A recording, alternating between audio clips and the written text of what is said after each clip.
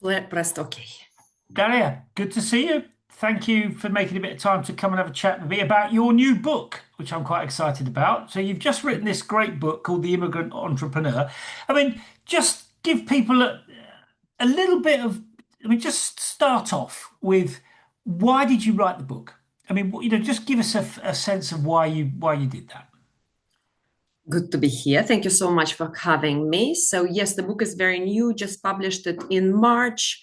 I wrote a book to share the advice I wanted to get when I just arrived in the country 20 years ago. I started a few businesses, sold one, and I just wanted to share practical hacks with founders. Lots of people asked me, how did I start this business, that business? Yeah. And I had multiple conversations, multiple workshops, and I realized that if I spread the message through the book, that could be useful for people. Yeah, and I'm sure it will be as well.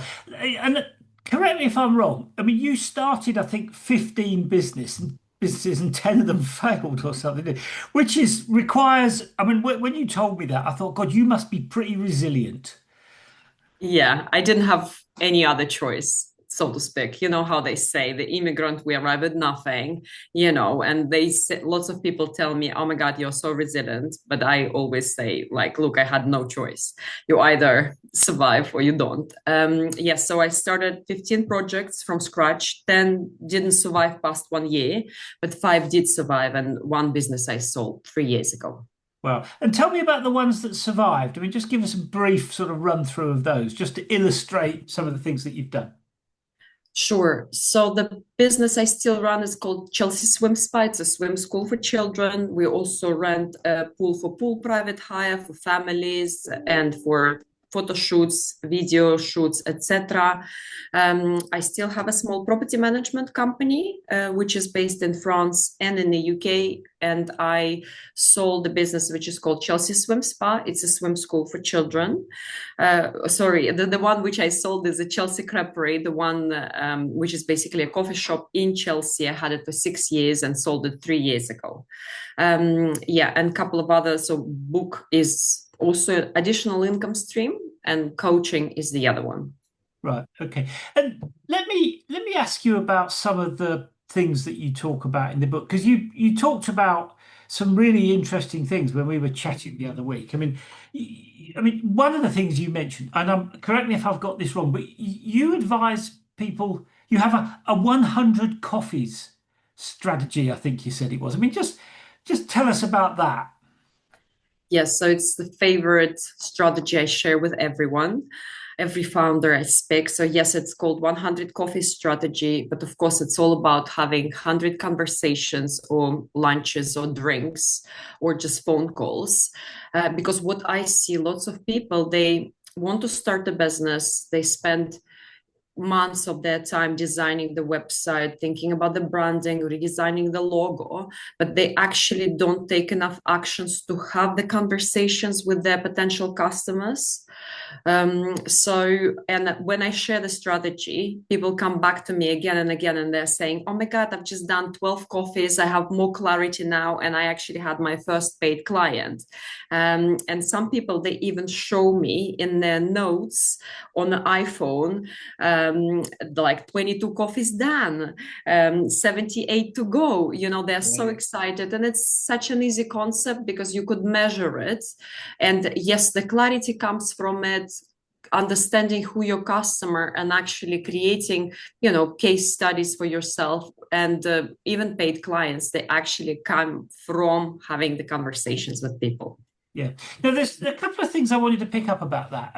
The first one is that, like your sort of story about starting 15 businesses and having 10 of them fail, and having 100 coffees, both of those imply quite a lot of resilience. Yeah.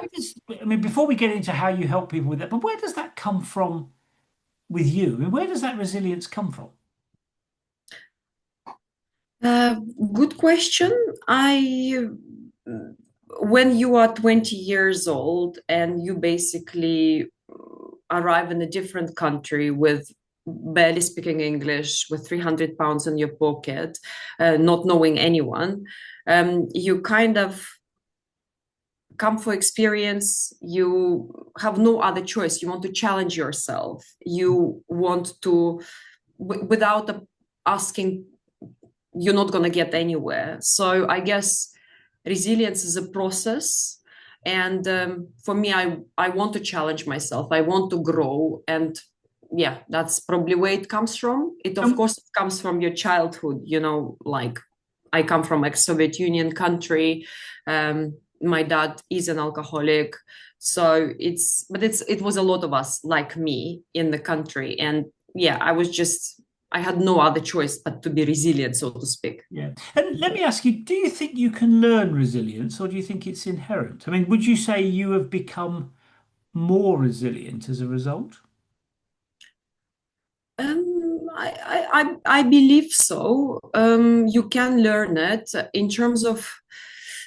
It's great that you ask. A lot of things come from our childhood, and if I think about it, and even like how I speak with my children now, I one of my favorite founders is a founder of Spanx, Sarah Blakely, Yeah, and yeah, her dad was asking her every week, not the question, what did you succeed at, but like, what have you failed at this yeah, week? And if she had nothing to say, he wasn't really satisfied. So if you ask me, I do believe the way you speak to your children, how you influence them, it can be learned, almost like the failure is not trying. And I guess this is very much linked to resilience. yeah, yeah. No, I'm sure you're right. And would you say that that process of failing a lot, would you say you've learned from that? I mean, I think that's, I mean, we kind of fetishize failure in the startup world. But sometimes it's useful because you can learn from it. Well, you should always learn from it, but it can also cause you quite a lot of problems when things go wrong, can't they? I mean, what's your Absolutely. take on dealing with failure? Um, I guess for me, I was quite lucky in a way. I started to run the businesses. I started baby steps. I had an idea, I executed it, I got a bit of revenue from it. Then you have to think about the big picture. What's your next chapter? And I kind of almost like jumped from one experience to the next experience. Mhm. And yes, some of these experience, they didn't last more than a year, but you learn so much, you generate income, you decide, oh, actually it's time for me to move on. I really don't see it long term. And I am very aware that in my, I would say, 15 years, I had quite a lot of successes. I felt more confident as a founder, starting something from scratch. And my last business, the Chelsea creperie, the one which I didn't really manage to scale. I had it for 6 years and I thought it's such a scalable concept. And I was actually 20 years late to the party in the hospitality in London. So I didn't manage to scale. So it's like almost like a little trauma that, and I feel like it affects me a lot because I am, before starting something new now, I would like think 100 times before actually starting a new business. So it does affect. And yes, you were asking about the failures.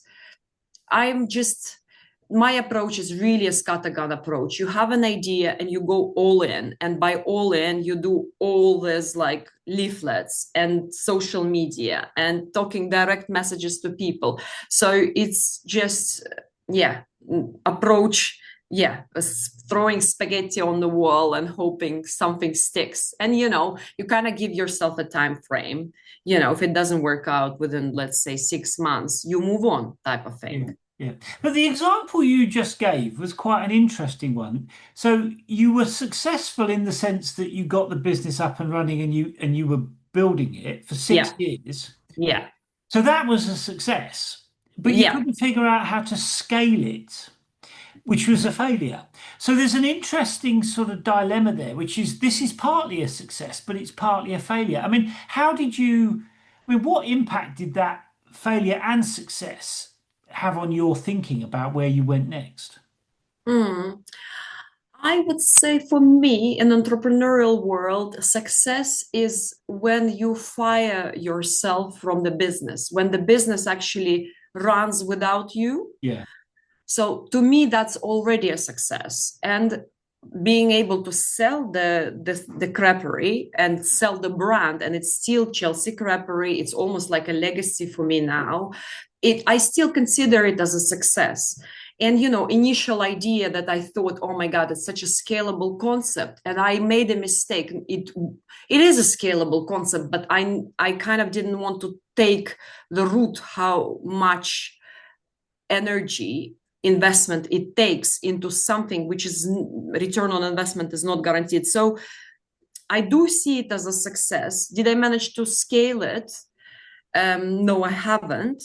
And yes, I'm currently fascinated more by much more scalable businesses rather than tiny, small businesses, lifestyle businesses. But it's funny I say that. I'm at a stage in my life that actually lifestyle business is probably more suitable for me rather than like a massive scalable businesses to run and manage so many people, because I have 3 kids and they really need their mama. You know what I mean? It's like kind of almost like I know myself better. I'm more Yeah. honest with myself. Yeah. But let me ask you about something you just mentioned, because you talked about how you didn't scale because of the Yes, risk involved and the yes, relatively low return on correct. investment. Yes. I mean, what did you learn about risk taking?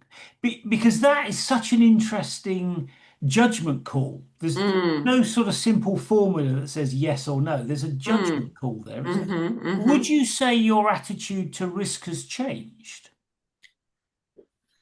I every failure, like I failed to scale, and I learned about the hospitality, what kind of industry it is. So yes, my risk appetite towards the hospitality business has changed massively. My risk appetite towards running local businesses has changed drastically. And I am a big believer in variable income streams, and I believe in diversified portfolio, and I have experience. Yes, this is the small business. Yes, the full-time salary. Yes, there is a low cost index fund investment. Yes, there is property, and you kind of have a data now. I have a data now what gives you what return on investment. And of course, there is a return on investment in financial sense, but there is also return on investment in terms of how you grow as a person, who you become by being involved. And I'm so grateful in the 6 years running the Chelsea Creperie, learning all of it. It's just, I almost feel about this business, how they say, tired of London, tired of life. And I feel like hospitality business is such a viable, amazing project for you, where I hosted events, I created the art events and curated art on the walls. The way you interact with people every day is it's a full life, which you kind of, I enjoyed it for 6 years, but then I made the choice. I was lucky to exit it. Not everyone is able to. Yeah. And can I ask you about, you mentioned having a portfolio of businesses, property Yes, business and the swimming yes, school and what yes. have you. I mean, conventional wisdom Mm, suggests that you shouldn't do that. I mean, what's the famous saying? The lion only chases one gazelle. sure. Yeah. What you're saying is that actually Yeah. it's better to have multiple businesses. I mean, tell us why you think that's better than just focusing on one. I believe there are different approaches in business. So there is, as you said, lion chases one gazelle. And if we take Steve Jobs and Apple as an example, that's a good example. But there are other examples like Richard Branson, who actually built multiple brands in completely different industries. So they call Richard Branson type as like a Scott. I think it's one is a diver, and the one is a kind of skater approach. Right. So, and I know that I am fascinated by problem solving. My first degree was in maths, and I am fascinated by I'm almost too bored, like I know that, okay, yes, swim school is a scalable approach, and I probably should be financially like doubling down on what works, property, okay, doubling down on what works. But I am so fascinated by trying myself in different industries, almost like, can I do this? So it's being honest with yourself, what drives you, understanding your why. And yeah, it's not necessarily the best return on investment, but like, yeah, that definitely does fascinate me. And just to pick up your point about mathematics, I mean, one of the things you said to me was, I think, was a 1.5 strategy. Now, I can't remember what that was. Now, just Sure. remind me what that was Sure. about. Yeah. So I absolutely love this approach, 1 to 5 ratio.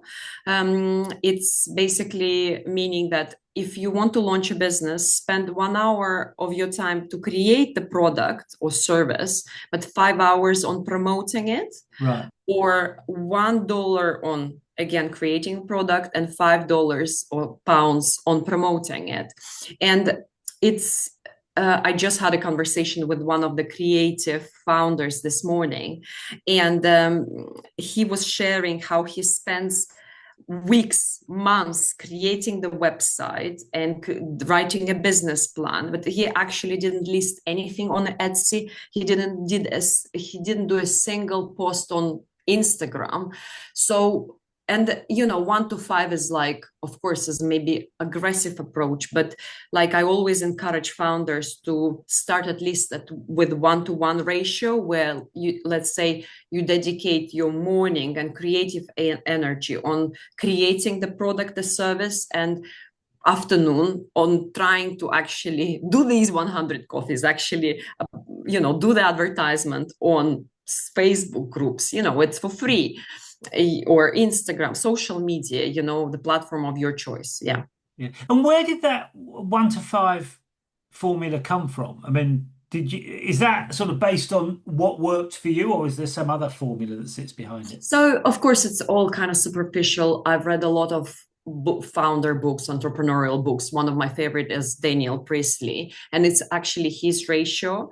Right. But so I mentioned him in my book, but I kind of tweak it with almost like a therapy for founders, where I share that actually 1 to 1 is a better approach. And especially lots of creatives, they're like, oh my God, you're right. I spent all my time on the product creation and absolutely zero of my time on promotion. And it kind of clicks with them. You know what I mean? Yeah. Yeah. And I can see, I mean, I mean, whether the ratio is exact or not, I mean, I think the idea that you devote more money to marketing promotions than perhaps you would do, because people tend to have a product focus or service focus, don't they? But Yes. making Yes. sure you spend a good chunk of money on marketing is probably pretty good advice, I would have thought. The other thing that interested me about what you were talking about previously is you mentioned it a few times, the importance of understanding your customers. And there's a couple of things we Mm, can come back to. hmm I mean, tell us how you do that. I mean, you mm. go for a cup of coffee, Yeah. then what? I mean, because it's not just sitting having a cup of coffee. There's a bit more to it than that, isn't it? Yeah. Absolutely love this expression where they say, know your customer, know your customer, know your customer. And when you ask founders, what is your target audience? Very often you hear answers, oh, actually, my services are for everyone. And there is no much detailed thinking into Mm. who are the people they could attract the most. And I absolutely love this idea of knowing your unfair advantages. Kind of almost like there are multiple tests you can do to actually identify your super strengths, your hidden strengths, etc. But if you ask yourself this question, what is, if I talk about myself, my unfair advantages? So I speak multiple languages. Russian is my first language. I speak English. I speak French, and I'm an immigrant. English is not my first language. And I only now, in coaching and mentoring, I actually understand that my clientele is immigrant entrepreneurs. Mm. These are the people who actually arrived in the country and they don't know UK that well. They don't know the culture. So they are the people I can impact the most. And Mm. it took me time it took me conversations. It took me, so yes, to approach it, I would say be ask yourself, what are your low-hanging fruits? People, who are the people who come to you and ask for, oh, how did you do that? Can you help? Kind of collect these data, know your strengths, hidden strengths, super strengths. And from that, I would say, know your customer could be as well. How can you reach these customers? Like, I'm a mom of 3. I opened the swim school. So for me, it was quite easy. I reached out to local parents. I joined all the Facebook groups. So I kind of had a gut feel what my target audiences, but also the question is, how do you reach out to them? So it's also quite an art. And also having these conversations, having these coffees, I always encourage a founder to ask at the end of the conversation, I understand what I'm launching now might not be relevant for you, but do you know someone I could reach out to? Or would you recommend where could I advertise? That's a very good kind of ask. And we are so shy to ask, especially women. So you're talking about creating referrals, really, aren't you? Referrals is obviously an excellent, yes, it could be, I would say, what I'm talking about is at the end of the conversation, you have an ask, and ask is, do you know anyone I should speak with? Yeah. So yes, you're right. It is referrals, but and you could ask it differently. If you ask, oh, can you do an introduction? It's a little bit more steps for the person. Yeah. I love to make the life of other people as easy as possible. So almost like, if you know someone I should reach out to, just let me know, and I'm happy to send direct message on LinkedIn or email myself. You know what I mean? Yeah. I mean, the other thing that was sort of behind my question was one of the mistakes I see a lot of people, they go and have coffee. Yes. But what they do is they pitch.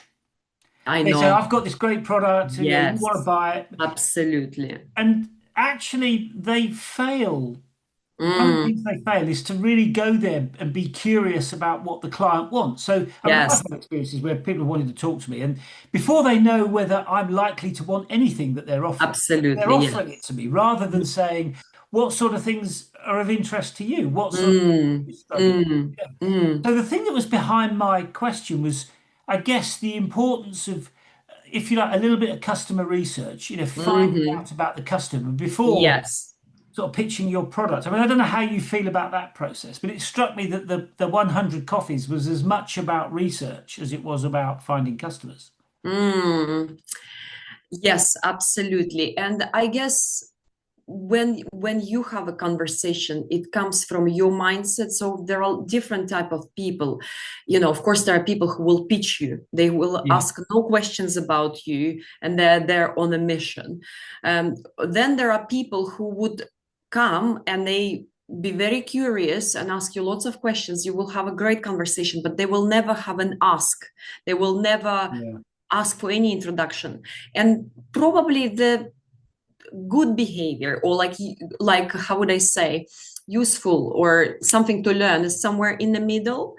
And what I'm trying to say, I always come in any conversation with how can I help? I am a big believer in a giver approach to life. In everything I do, I want to spread kindness. I always want to understand what is it that drives people, where their business is. I ask lots of questions, and potentially then I kind of chip in what I see, what works. So it's just genuinely who I am. And it's funny because Russians, they're so direct. And when I arrived in the country, I was always, when I was looking for a job or for an opportunity, I was very direct. I was like, oh, do you have an opening position for me? Or would you be interested to join my swimming lessons? And I was like, oh my God, I really need to tone myself down. I really need to go for a coffee, etc., etc. And I kind of think the truth with the right approach to business, for me, it's somewhere in the middle. I'm actually bringing I'm learning from a successful founders who actually pitch for funding. Some of them, they're coming back to the directedness, and they say one of the first 2, 3 questions they ask, oh, do you actually have a budget to invest? And it saved them hours. So yes, you're right. It's about research of these 100 coffees. But I don't want to come with a researched coffees approach, because I am such a believer in taking actions, almost like people come to me and they say, oh, I don't know how to find a perfect audience for me, how to reach out to that. And I say, look, you will never know. The serendipity is crazy. The business would come from the coffee or from the conversation with your hairdresser. You mentioned what you do, and maybe the wife or the husband has the perfect match for you. So just take actions. I'm such a believer in actions rather than sitting for ages and doing the research. You know what I mean? Yeah. And I think that's a very important point, actually, because the thing about taking action is that Mm-hmm. you always learn something. I mean, it might Yes. work, it might not Yes. work, something different might Yes. happen. So Yes. the thing about acting is that you Mm. always learn. I mean, you don't Yes. always learn things you want to learn, Exactly. but you always learn stuff. And Yes. that's a really important point, I think, Mm-hmm. you're making Mm-hmm. is take action, do things. It doesn't matter in one Yeah. sense if you do the wrong thing, because Yeah. you'll figure that out. Yeah. Absolutely. Yeah. Let me pick up something that's quite that I'm interested in.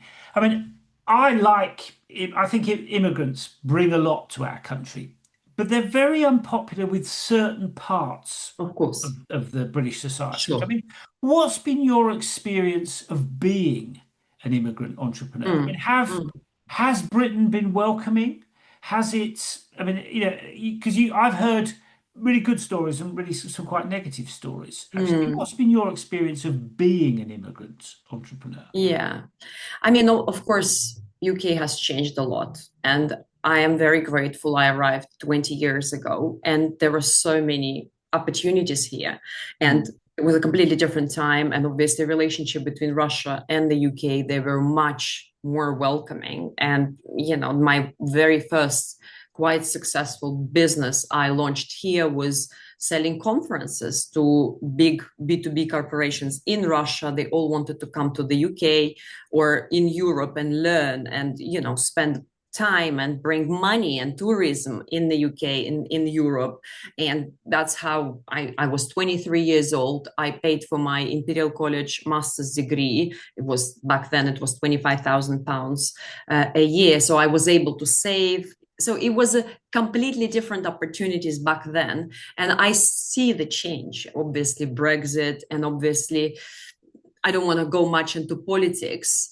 And there are immigrants who come and look for taking advantage and maybe beyond benefits. I see that as well. So I totally see two pictures, people who want to take advantage and people who actually want to pay their taxes, to succeed, to bring, innovation, etc. So I know which part I am in, and I understand two campaigns, and it's not an easy question. mm, mm. No, I mean, I didn't ask it because it was easy to answer. I asked it because you've lived that experience. Yeah. And I think that's the interesting bit. I mean, your experience will be different to other people's, but I think it's an interesting.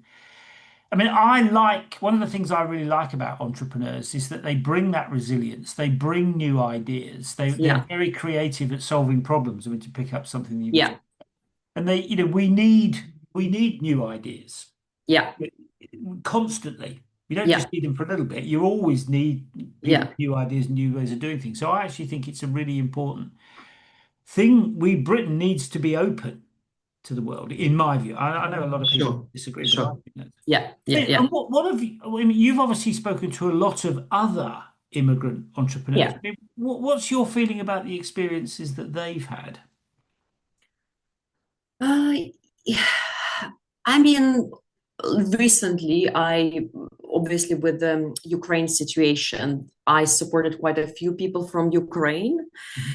and I also see that when you arrive in a new country, sometimes right then establish the company right away, become an entrepreneur, it's extremely, extremely challenging. You don't know the culture, you don't know the country that Mm. well. So the path actually to start working in in this culture, even if it's just a bridge job, even if it's just in a shop, in the hospitality, get experience and then potentially think about establishing the business.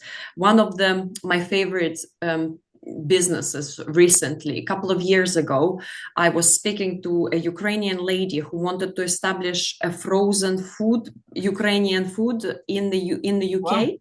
Wow. And she was looking for premises. She didn't have a lot of money. She had a bit of savings, and she was like, I can't find anything. It's so hard.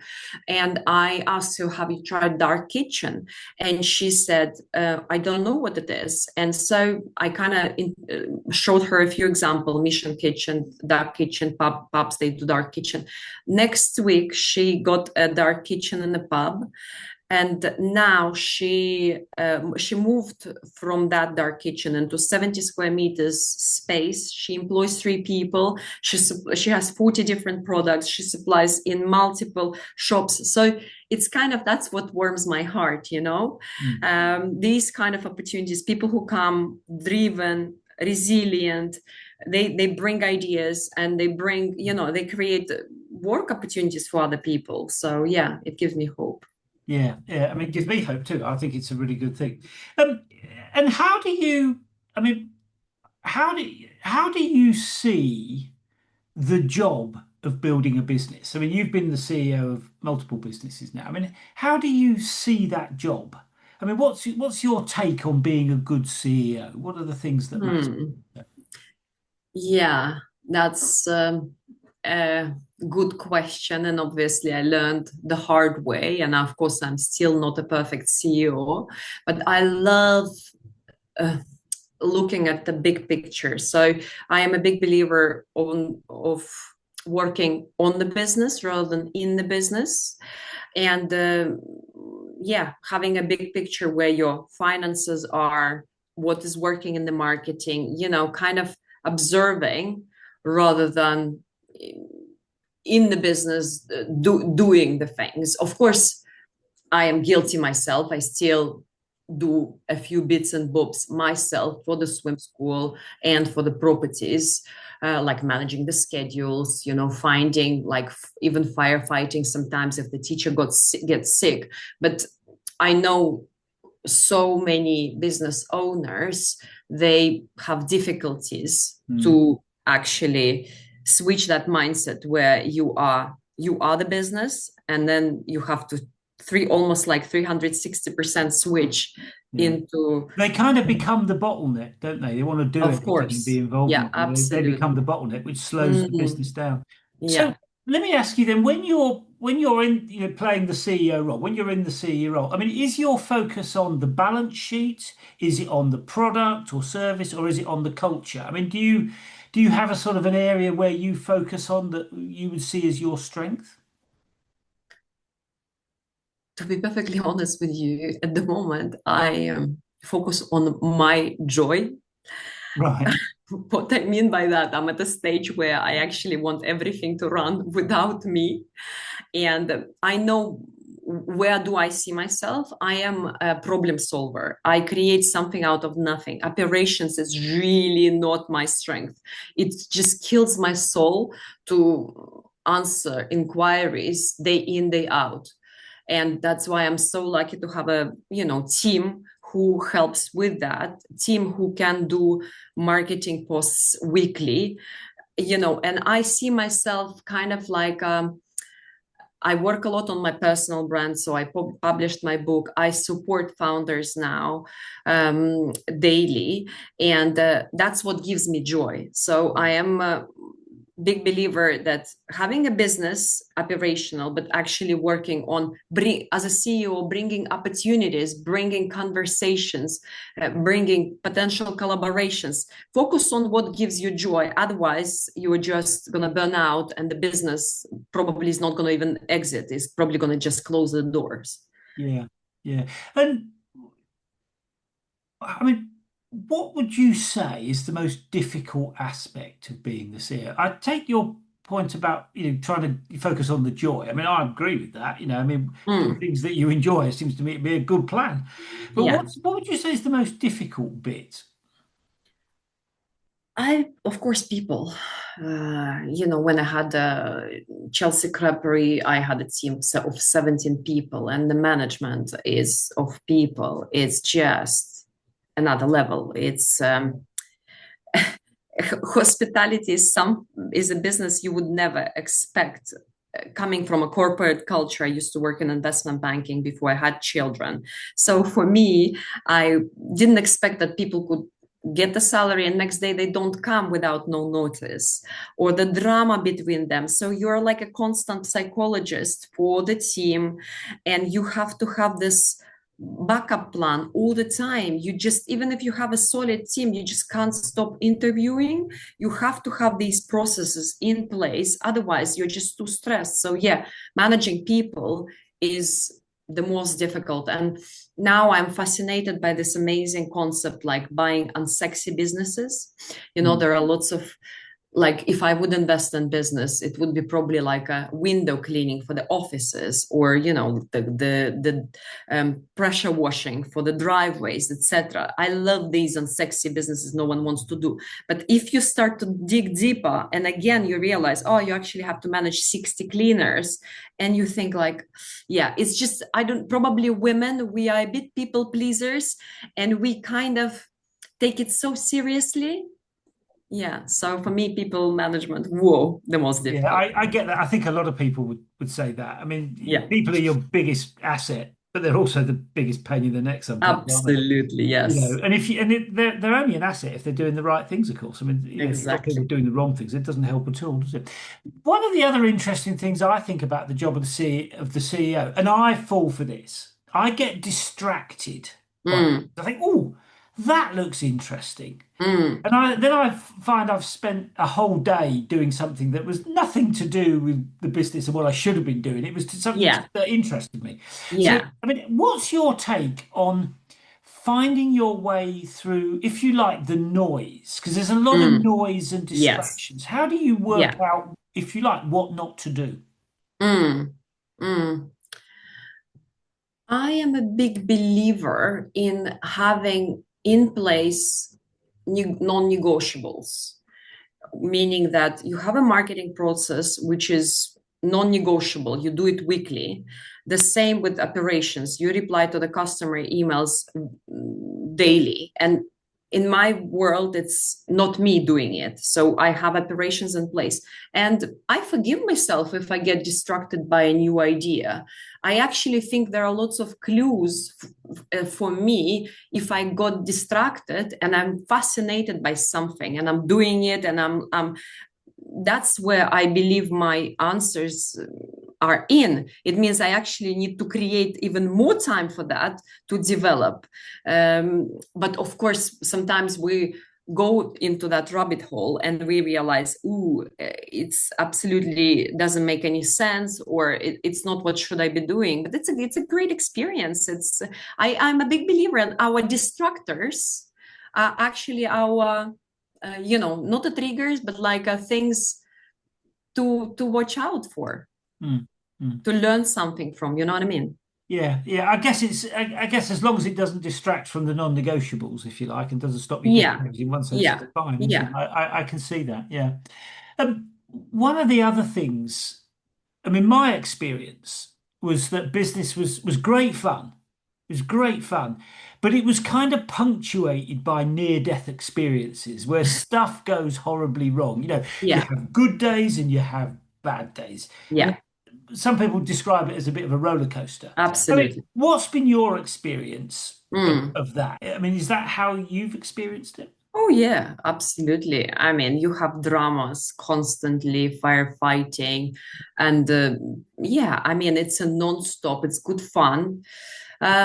It's, I guess, having experience of running a few different ventures, you are assessing where do you want to be at the current stage in your life. Do you actually want to be firefighting? Probably not. So taking time to improve the processes, taking time to kind of delegate more, it's I've had a lot of difficulties, I have a pleasure of when I'm needed, when like my team comes to me and like, oh, how do we go about this, how do we go about that? But actually it was because I didn't take enough time to have the processes, in writing. So this is the pricing if there are more people coming, or that's, and I'm business owners, there are lots of them, lots of us we are creative. It kills our soul to like write all these manuals. But I kind of had to be honest with myself. If I want to be doing more joyful things, I gotta do it, and it's still work in process, is not perfect. It's all the SOP, standard operating procedure. It's still in writing. No one reads it, how it is. So yeah. I mean, it's a bit like the the thing about working on the business, not in the business. I mean, I come across people every now and again, and they say to me, I mean, a variation on, I'm too busy to improve the situation. And you think, well, that if you don't create a bit of time to improve what you do, you're going to carry on running around like a headless chicken. So I always think it's an interesting thing watching people trying to step out of that, because it's quite hard. It's quite hard for people to do that. One other question about being the CEO. I mean, how do you feel about being the face of the business? I think for different people, for some people it works well. For me, it works well. I feel comfortable sharing my experience. I feel like when people ask me questions, I'm very happy to help. I want to give value. I want to be useful to people. But I know that there are so many talented CEOs. They're very introverted. They have absolutely zero interest to be the face of the business. So, and I feel like what is important for every person is to ask yourself question: how am I ambivert or introvert or extrovert? Like I'm an ambivert, so I'm between extrovert and introvert. I know myself, and so I see value, I see opportunities come to me if I share my story. So I am grateful and I will keep doing it. But it's not the answer I shouldn't say, oh yeah, you absolutely have to go and be a person of your brand. Maybe not. Maybe you find someone in your team who would love to be, or a co-founder who is more suited for it. We're all different. Yeah.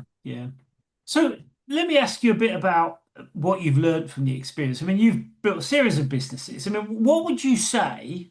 I mean, and this is, you could answer this by talking about it for 2 hours. I mean, what would you say in a nutshell you've learned about building businesses? What's maybe the one or two most important things?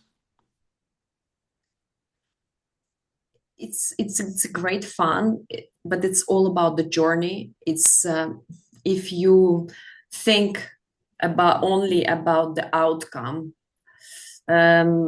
it's reminding yourself to enjoy the process. And it's so easier to say that now,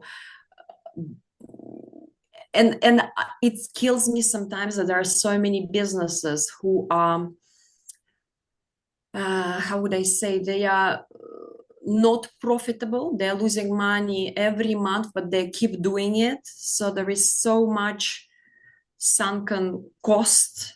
They could, and there are lots of horror stories that they keep doing it and they end up in a huge debt. So yeah, it's I would say the most important is check in with yourself. Why are you doing it? And zoom out, like what we talked about, work on your business rather than in your business. So zoom out often and like check in with yourself. Is it because we hear so many horror story about also the health is affected. So I want to see more happier founders. So if you are not enjoying the process, losing the money every day, there is nothing wrong. Do what's right for you, like I want the business to be person oriented, and people forget to check in with themselves. I mean, I'm a great believer of spending a chunk of time each week just reflecting on what's happening and what you want to do and stuff. I think it's really, really powerful. And in fact, one of the things I like about entrepreneurs is they're quick learners. generally Absolutely. speaking, they spend a bit of time thinking about stuff, Mm, and they're very good at identifying problems and fixing them. And that's what makes mm, the entrepreneurial world quite interesting, actually, because they're mhm, very good mhm. at that. I mean, unlike Yeah, some politicians who never admit they've made a mistake, I entrepreneurs are know. pretty quick to identify something that's not right and do Yes. something about it, which I think is Mm. really good. On that point, I mean, tell us, I mean, where have you screwed up and what have you learned from that? Every day. Yeah. Well, the wrong hires, hiring. I like this. You learn that the great idea is to hire slow and fire fast. So many examples where I was quick to employ people, but actually I should have taken slower, and I should have, and like there were like lots of moments where that person should have been let go, and you see these red flags, and you kind of like procrastinate, and you're hoping, and actually the uncomfortable conversations. I would say I absolutely am a big fan of uncomfortable conversations with yourself, with your team, with the clients. So my mistakes mainly come from not having that Yeah. uncomfortable conversations earlier. Yeah, that's a very good point, actually. And on that point about uncomfortable conversations, I mean, quite a lot of entrepreneurs have said to me that the one of the most important things is to get comfortable being uncomfortable. I Beautiful, mean, is that? I absolutely. mean, you've talked a lot about the joy, but is that your experience as Oh well? my God, absolutely. Yes. And it's now there are lots of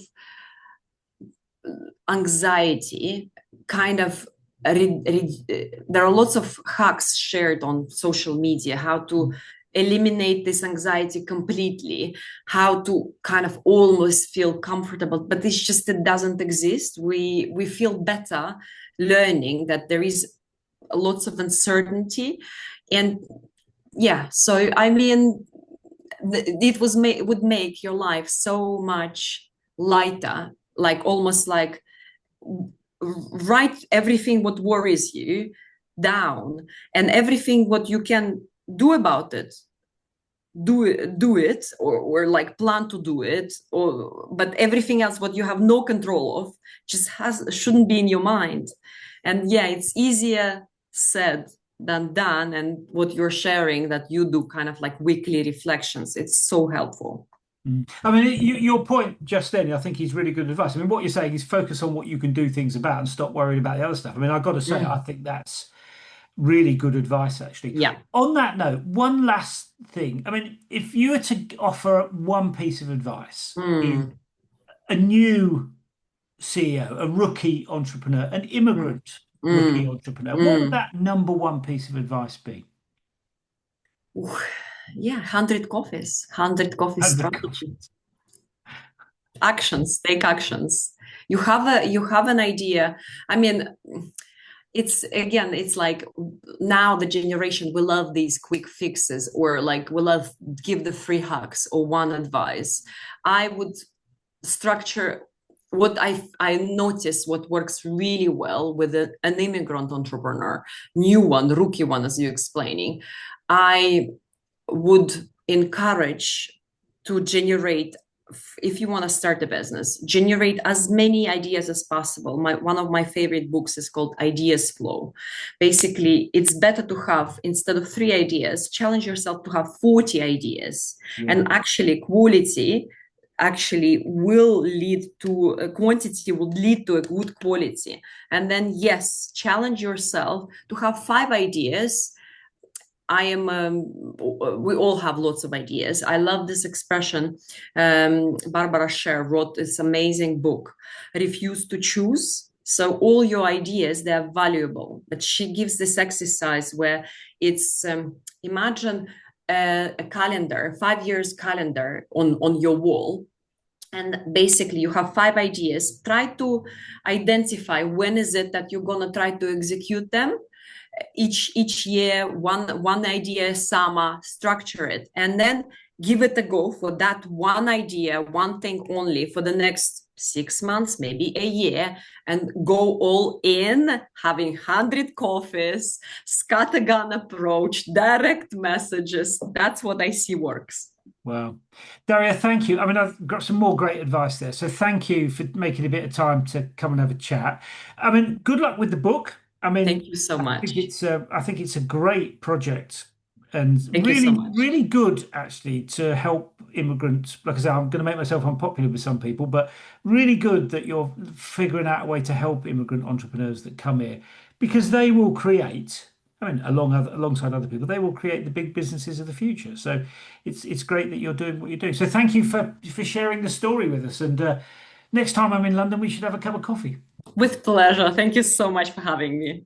See you, Daria. Bye bye. See you. Bye bye.